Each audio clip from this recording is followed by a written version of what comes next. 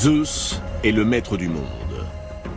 Il a brisé ses adversaires, même les plus redoutables.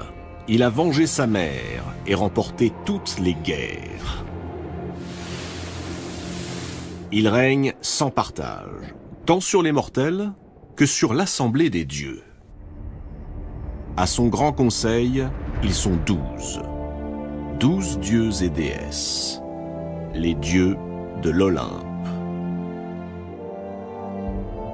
Mais après avoir conquis le pouvoir, Zeus s'est retrouvé devant un univers sans dessus-dessous, entièrement fracassé.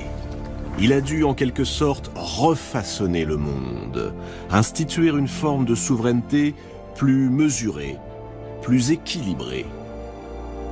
Mais le pouvoir peut-il s'exercer sans cette fièvre qui consume autant le cœur que les corps? Disons-le d'emblée, Zeus adore séduire. Et c'est précisément en collectionnant les épouses et les maîtresses qu'il va renforcer son propre pouvoir. Zeus se dote des vertus de chacune de ses conquêtes.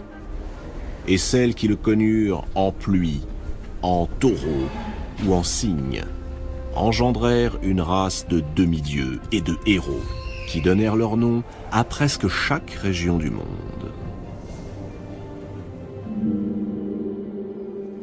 Les amours de Zeus ne sont donc pas seulement des amours galantes. À travers ses passions, le maître de l'Olympe impose indirectement sa loi.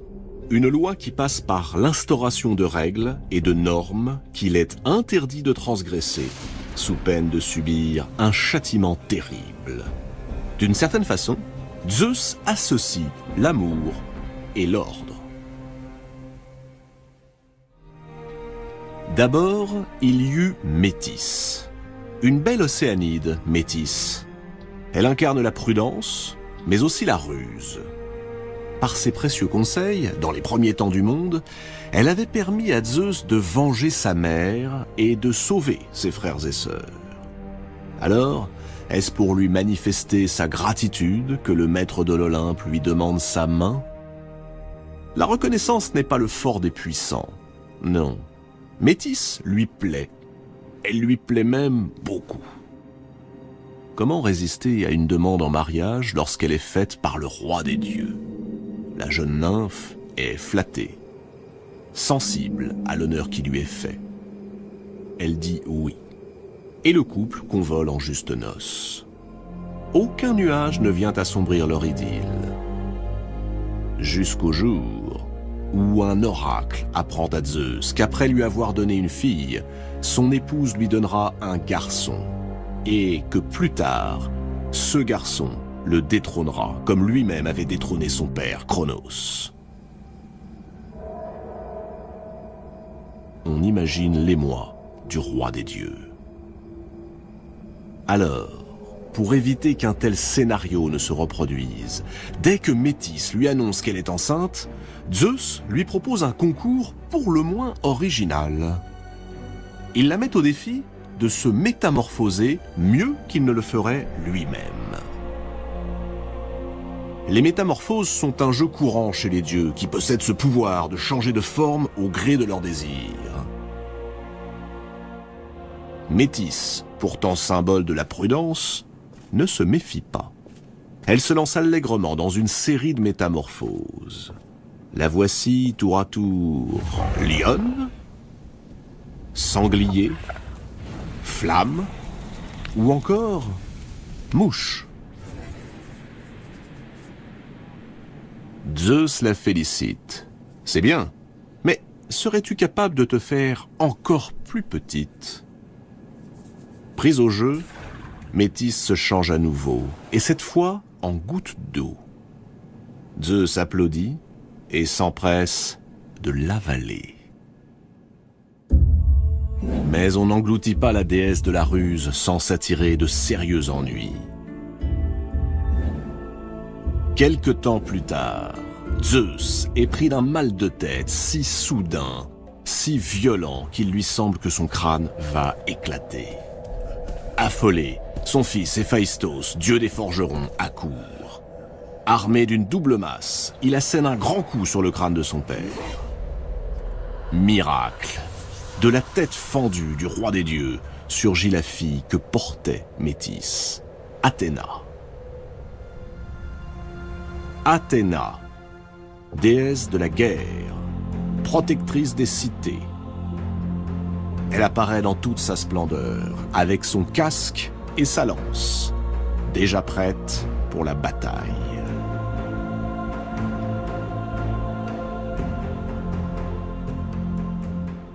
La mère de Zeus, Rhéa, s'est vite aperçue des inclinations de son fils. Elle pressent les conséquences désastreuses de son instabilité sentimentale et sexuelle. Et elle lui interdit de se remarier. Interdire? Comment ose-t-elle? Aurait-elle oublié qu'elle s'adresse au maître de l'univers?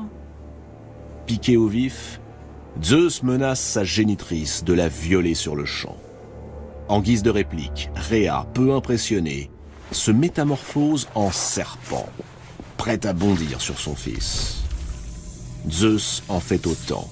Il se change en serpent mâle, et s'unissant à elle en un nœud indissoluble, il met sa menace à exécution. Sa mère, hors d'état de nuire, Zeus s'empresse de se choisir une nouvelle épouse. Il ne le fait pas au hasard. À travers Métis, Zeus a acquis la ruse et la prudence. Il lui manque le sens de l'équité, le sens de la justice.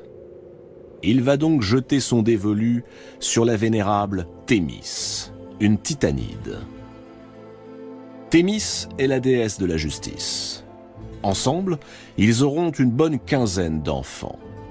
Parmi eux, il y a 3 filles sublimes, les heures. 3 filles qui dirigeront le cours régulier des saisons. Et puis, 3 autres filles. 3 autres filles qui vivent quelque part dans un antre impénétrable à proximité de l'Olympe. 3 beautés au regard vide. Elles vont toujours ensemble, unies par un fil, et elles ont pris l'aspect de simples fileuses.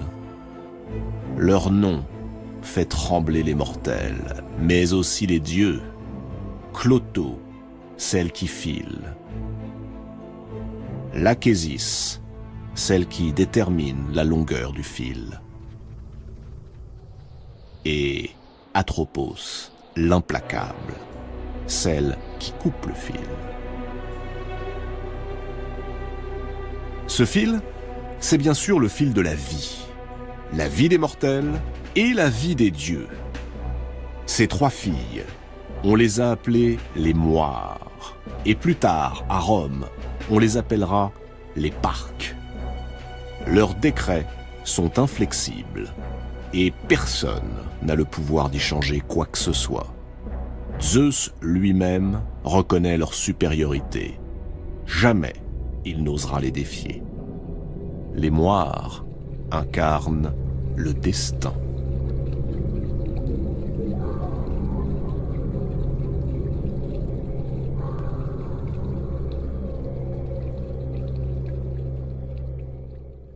Assez rapidement, Zeus répudie Thémis, tout en la gardant auprès de lui comme une sorte de conseillère. Zeus possède donc déjà la prudence, la ruse et la justice. Mais qu'est-ce qu'un roi sans reine? Cette reine, Zeus va la choisir dans sa propre famille. Et l'inceste étant monnaie courante dans l'univers des dieux, cette 3e épouse de Zeus ne sera autre que sa propre sœur, la déesse Héra. Violente et irascible, jalouse également. Frères et sœurs s'unissent dans le secret sur l'île de Samos. En fait, avec Héra, Zeus fut pris à son propre piège, car Héra a commencé par refuser ses avances. Après avoir tenté à plusieurs reprises de la séduire, en vain, Zeus prend l'apparence d'un jeune oiseau tombé du nid et grelottant de froid. Émue, Héra recueille le petit animal, le prend contre elle et commence à le réchauffer. C'est le moment que choisit Zeus pour reprendre forme et tenter d'abuser d'elle. Loin de se démonter, Héra déclare qu'elle serait prête à se donner à Zeus, mais à la condition qu'il promette de l'épouser. Zeus, tout à son désir, accepte. Et la belle déesse se charge rapidement de lui rappeler son serment. Il faut dire qu'Héra ne manque pas d'atouts, même si sa beauté, dont elle prend grand soin, est un peu stricte. Elle est la déesse aux bras blancs. Irrésistible.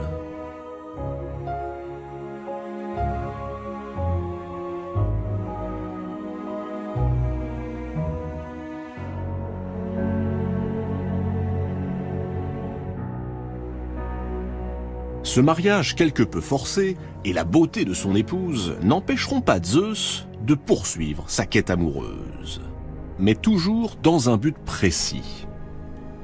Il est maître de l'univers et cherche à renforcer ses liens avec les différents éléments naturels. L'eau et les océans, par exemple. Où a-t-il croisé Eurynomée, la fille aînée d'Océan ? Peu importe. Comme les autres, elle succombe à son charme et lui donne 3 enfants. Ce sont les fameuses grâces, les 3 grâces qui personnifient la joie de vivre, présentée comme un don des dieux.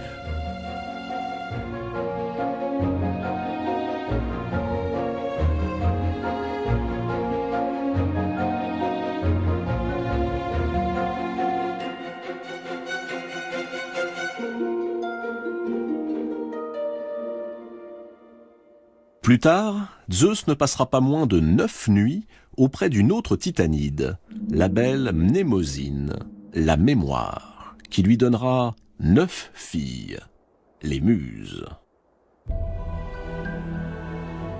Les muses vont symboliser les arts, et chacune se voit attribuer une spécialité, l'éloquence, l'histoire, la poésie, la musique, etc. Les muses partagent leur temps entre l'Olympe, à chanter aux dieux leurs exploits, et le mont Hélicon, où coule, dit-on, une source qui souffle l'inspiration aux poètes. Parmi toutes ces divinités, il en est une dont la beauté est aussi mystérieuse qu'insurpassable. C'est la déesse de la nuit, Leto. Depuis toujours, Zeus la désire. Et il a envie d'un garçon. Il veut un garçon magnifique, un enfant qui serait le dieu de la lumière solaire, le dieu de la musique et de la poésie. C'est la déesse de la nuit qui le lui donnera. A-t-il oublié Héra, son épouse, aussi jalouse que revancharde? Leto est une maîtresse que Zeus honore régulièrement. La voilà bientôt enceinte de jumeaux.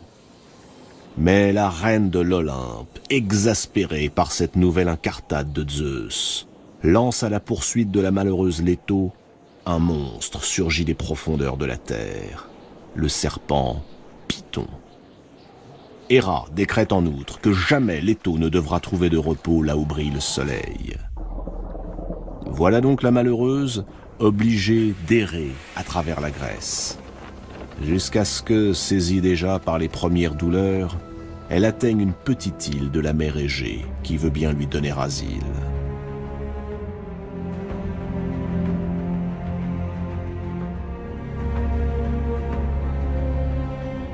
Elle y mettra au monde une fille, Artémis, et un garçon, Apollon.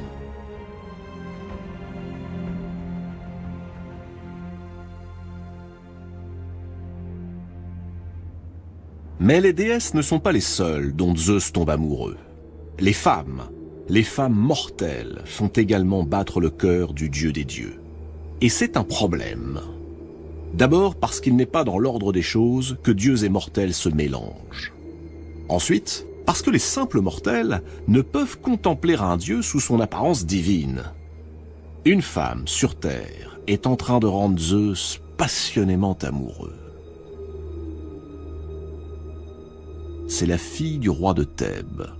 Elle s'appelle Sémélé. Pour obtenir ses faveurs, Zeus n'a pas d'autre choix que de se déguiser en prince charmant.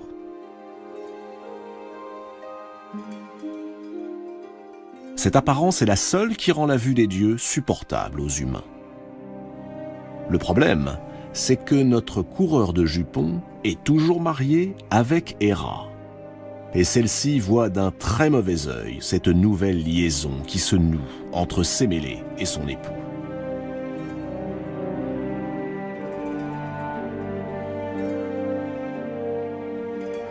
Héra n'entend pas se laisser faire. Elle prend l'apparence de la nourrice de Sémélé, une vieille femme que Sémélé adore et qui a toute sa confiance. Elle lui rend visite. Sémélé est déjà enceinte et sur le point d'accoucher. « Cet homme qui prétend être Zeus, lui dit la vieille nourrice, es-tu bien sûr qu'il n'est pas un imposteur ? Qui te prouve qu'il est bien Zeus ? Demande-lui donc une preuve. Si Zeus est vraiment ton amant, qu'il se montre nu devant toi, dans toute sa majesté, ainsi qu'il apparaît aux autres dieux. » Ces propos ne laissent pas Sémélé indifférente. Elle se met à douter. Cet homme, son amant, est-il vraiment Zeus ? Quand ce dernier vient lui rendre visite, elle le supplie de se montrer tel qu'il est réellement. Zeus refuse. Il sait trop quelles seraient les conséquences. Sémélé insiste. Zeus résiste. Puisque c'est ainsi, menace Sémélé, tu n'auras plus accès à ma couche. Zeus, fou de désir pour Sémélé, capitule. Et sous le regard ébahi de son amoureuse, il reprend son apparence. Aux yeux des mortels, Zeus est le tonnerre et les éclairs. Non seulement le palais tout entier s'embrase, mais aussi la pauvre Sémélé. Elle a tout juste le temps d'accoucher, avant d'être consumée par les flammes. Miraculeusement, le feu épargne son enfant. C'est un garçon. Zeus le recueille. Il s'appellera Dionysos.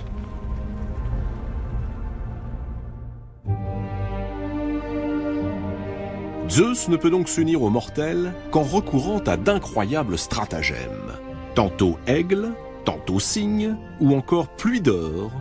Il varie les plaisirs et multiplie les transformations amoureuses.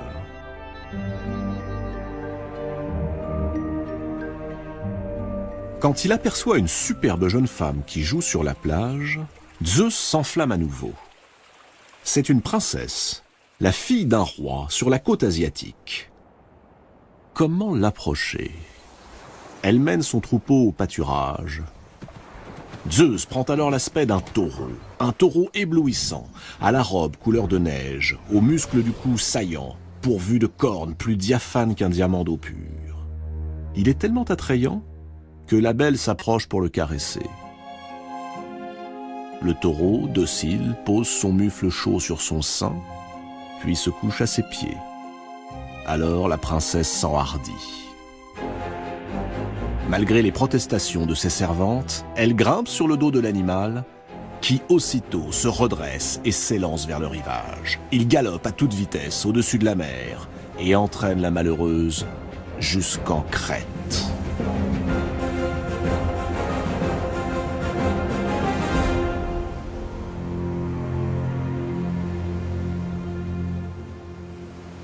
Une fois arrivé, Zeus reprend forme humaine et passe à l'acte. Cette princesse venue d'Asie et qui désormais vivra ici en Crète s'appelle Europe. Pour remercier l'animal qui lui a permis d'enlever la princesse, Zeus le place au milieu des étoiles. Gardez les yeux au ciel. Non loin de là, voici la grande ours. Son véritable nom est Callisto. En grec, Callistos veut dire ce qu'il y a de plus beau. Il n'est donc pas étonnant que Zeus se soit pris de passion pour cette nymphe. Seulement, elle fait partie des servantes de la déesse Artémis. Artémis est la déesse de la chasse, mais aussi la déesse de la virginité. Callisto a donc fait vœu de chasteté. Aucun homme n'est toléré auprès d'elle, ni auprès de ses camarades, les vierges chasseresses. Le dernier qui a transgressé cette règle, un chasseur nommé Actéon, a connu un châtiment atroce. Artémis l'a changé en cerf et l'a fait dévorer par ses propres chiens.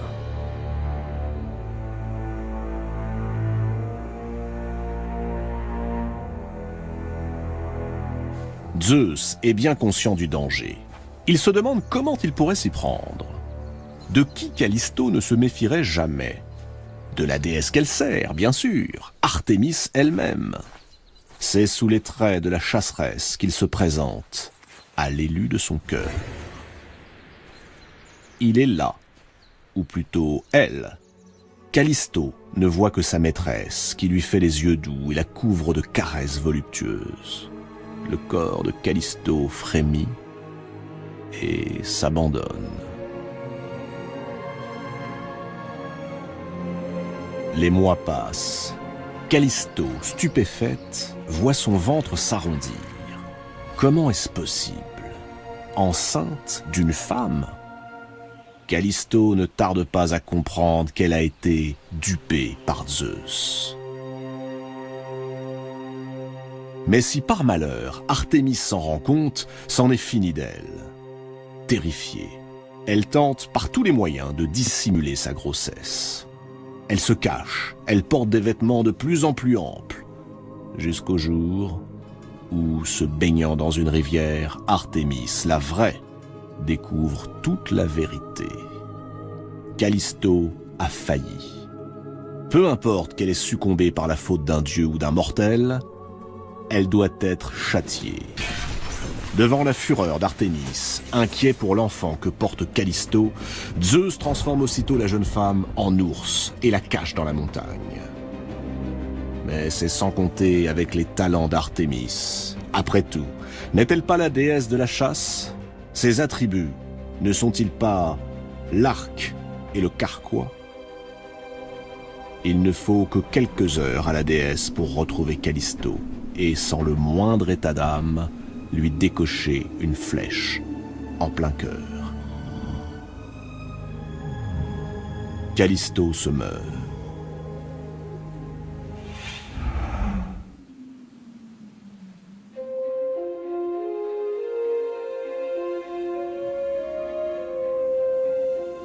Alors Hermès, le fidèle Hermès, le messager des dieux, dépêché par Zeus, s'empresse de sauver l'enfant que portait Callisto. C'est un garçon, Arcas. Il sera roi d'Arcadie. Et la pauvre Callisto? Zeus ne l'oublie pas. Il récupère son corps, le dépose dans le ciel. Ce sera la grande ours.